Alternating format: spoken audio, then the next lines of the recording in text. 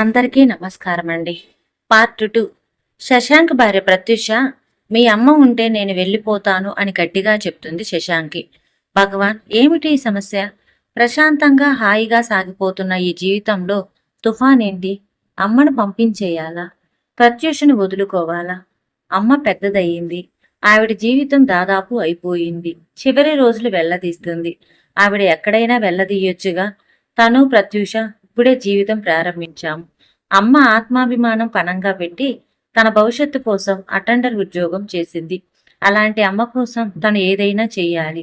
ఏం చెయ్యాలి? ఆవిడికి ఏం కావాలి? పెన్షన్ వస్తుంది. ఆవిడ డబ్బు ఆవిడకుంది. ఈ ఇల్లు అమ్మదే.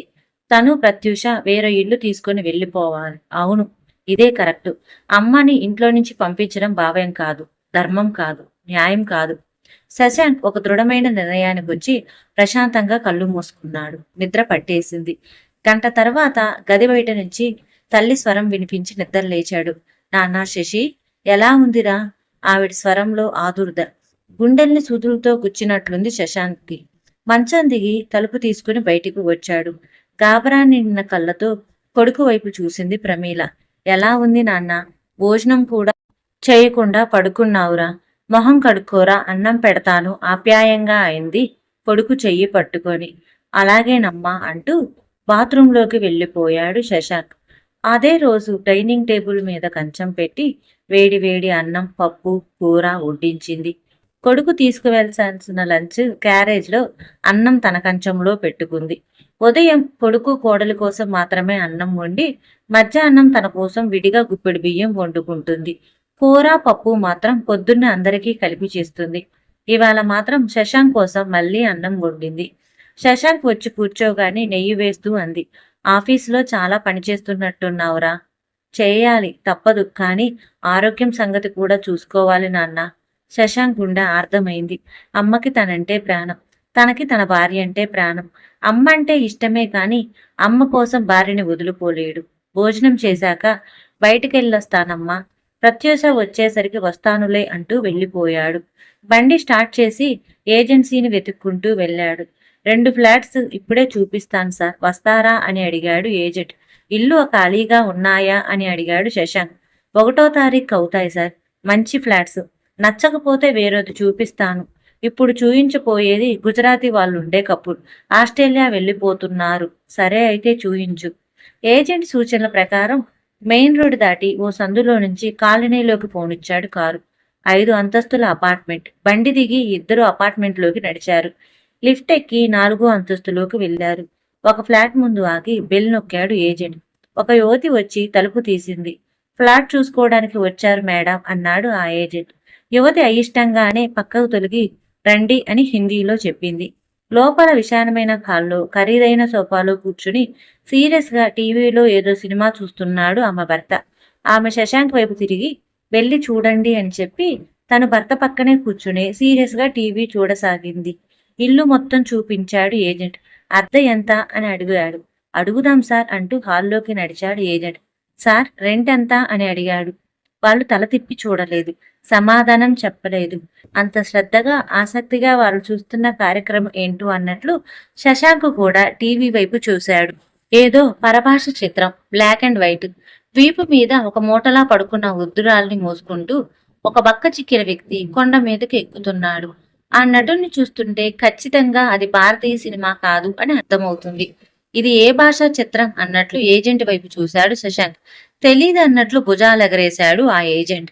వాళ్ళు సమాధానం చెక్కపోవటంతో మేడం అంటూ మరోసారి పిలవబోతుంటే శశాంక్ వారించాడు ఆగు అన్నట్లు సైగ చేస్తూ. ఇద్దరూ కూడా అలాగే నిలబడి ఆ జంటతో పాటే టీవీ చూడసాగారు. ఆ బక్క చిక్కిన వ్యక్తి కుమిలి కుమిలి ఏడుస్తూ ఆ ఉద్దురాల్ని మోస్తున్నాడు. బ్యాక్గ్రౌండ్ మ్యూజిక్ నెమ్మదిగా వస్తుంది. ఆ సన్నివేశం చాలా విషాదంగా అనిపిస్తుంది. ఆ వ్యక్తి గాని అతని వీపు మీద ఉన్న వృద్ధురాలు గాని ఏమీ మాట్లాడటం లేదు. కేవలం సంగీతం, వాళ్ళు నడిచే విధానం, కొండలు, లోయలు, గుట్టలుగా పడి ఉన్న అస్థిపంజరాలు.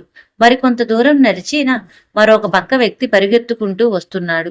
ఇంకో వృద్ధుడు భయంతో వణికిపోతూ అతనితో ఏదో అంటున్నాడు. ఆ వ్యక్తి అత్యంత క్రూరంగా ఆ వృద్ధుణ్ణి కొండమేంచి తోసేశాడు. టీవీలో ఆ దృశ్యం చూస్తున్న యువతి కెవ్వుమని అరిచింది. శశాంక్ తెల్లబోయాడు. సినిమా చూస్తూ ఇంత లీనమైపోతారా అనిపించింది.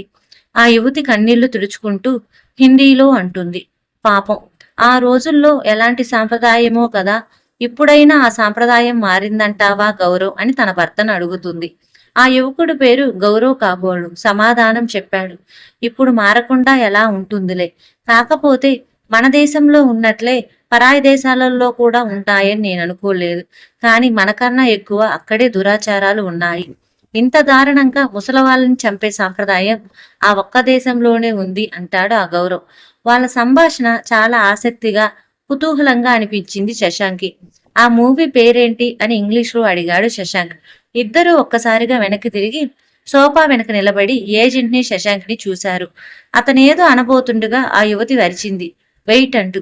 చూశావా, అతనికి వాళ్ళమ్మంటే చాలా ఇష్టం. అందుకే భార్య మాట కాదనలేక వాళ్ళ ఆచారం ప్రకారం లోయలో పడేయడానికి తీసుకువచ్చి పడేయకుండా అక్కడ పడుకోబెట్టి వెళ్ళిపోతున్నాడు. పాపం చూడు, ఎంత వేదన అనుభవిస్తున్నాడు. ఆమె యాక్షన్ చూడు, ఎంత బాగుందో. శశాంక్ టీవీ వైపు చూశాడు. ఆ ముసలావిడిని కొండ మీద ఒక నిర్జన ప్రదేశంలో ఊపి మీద నుంచి దించి కుమిలి కుమిలి ఏడుస్తున్నాడు ఆ నటుడు. ఆమె అతి కష్టం మీద నేల మీద ఏదో చాపలాంటి దాన్ని పరుచుకొని మోకాళ్ళ మీద కూర్చొని కళ్ళు మూసుకొని చేతులు జోడించి ధ్యానం చేస్తూ ఉంటుంది. అతను ఏడుస్తూ పరిగెత్తుకుని కిందకి వెళ్ళిపోయాడు. ఓహ్ గాడ్, హార్బుల్ అంటూ ఆ అమ్మాయి సోఫాలోంచి లేచింది. ఆమెతో పాటు అతను లేచి శశాంక్ వైపు తిరిగాడు. సారీ సార్, మూవీ చాలా బాగుంది. ఇది ఒక కొరియన్ మూవీ సార్, చాలా పాతది. నా ఫ్రెండ్ ఒకతను చెప్పాడు ఈ మూవీ చూడమని. వాళ్ళ ఆచారం ప్రకారం ముసలి వాళ్ళకి తిండి దండగా అని 90 సంవత్సరాలు రాగానే కొడుకులు వాళ్ళని తీసుకెళ్లి ఆ కొండ మీద నుంచి లోయలో పడేస్తారు. చూశారుగా, ఆ అస్థిపంజరాలన్నీ ముసలి వాళ్ళవే. కానీ ఈ మూవీలో హీరో కొంచెం మనసున్నవాడు. వాడికి వాళ్ళమ్మని అలా పడేయటం ఇష్టం లేదు. కానీ భార్య టార్చర్ భరించలేక తీసుకువచ్చి ఇలా వదిలేశాడు. చూడండి, కొండ కిందకి వెళ్ళి తను చేసింది పాపం అని తిరిగి వస్తాడు. కానీ ఈలోగా విపరీతంగా కురిసిన మంచులో ఆ తల్లి కూరుకుపోతుంది. ఆ దృశ్యం గుండెని కరిగించేస్తుంది సార్. అదిరే గుండెతో చిక్కపట్టుకుంటూ స్వరంలో వణుకు కనిపించకుండా శశాంక్ అడిగాడు, మీరిదిప్పుడు యూట్యూబ్లో చూస్తున్నారా అని. అవును సార్, సారీ మిమ్మల్ని నిలబెట్టి మాట్లాడుతున్నా, కూర్చోండి అన్నాడు. శశాంక్ వారిస్తూ, లేదు, నేను అర్జెంటుగా ఇంటికి వెళ్ళాలి, వస్తాను అన్నాడు. సార్, రెంట్ ఎంత ఏజెంట్ అడుగుతుంటే శశాంక్ వారించాడు. అవసరం లేదు, నాకు ఇల్లు అవసరం లేదు అంటూ వేగంగా అక్కడి నుంచి బయటికి వచ్చేశాడు. వెనక నుంచి ఏజెంట్ సార్ సార్ అంటూ పిలుస్తున్నా వినిపించుకోకుండా లిఫ్ట్ కోసం కూడా వెయిట్ చేయకుండా 2 మెట్లు చొప్పున దిగి కారు పార్కు చేసిన చోటుకు వచ్చి కారు స్టార్ట్ చేస్తూ అనుకున్నాడు. ఎస్, భార్య వెళ్ళిపోతే మళ్ళీ వస్తుంది, కానీ అమ్మ గుండె పగిలి చనిపోతే మళ్ళీ వస్తుందా అని తనలో తాను అనుకున్నాడు. శశాంక్ కళ్ళు తెరుచుకున్నాయి.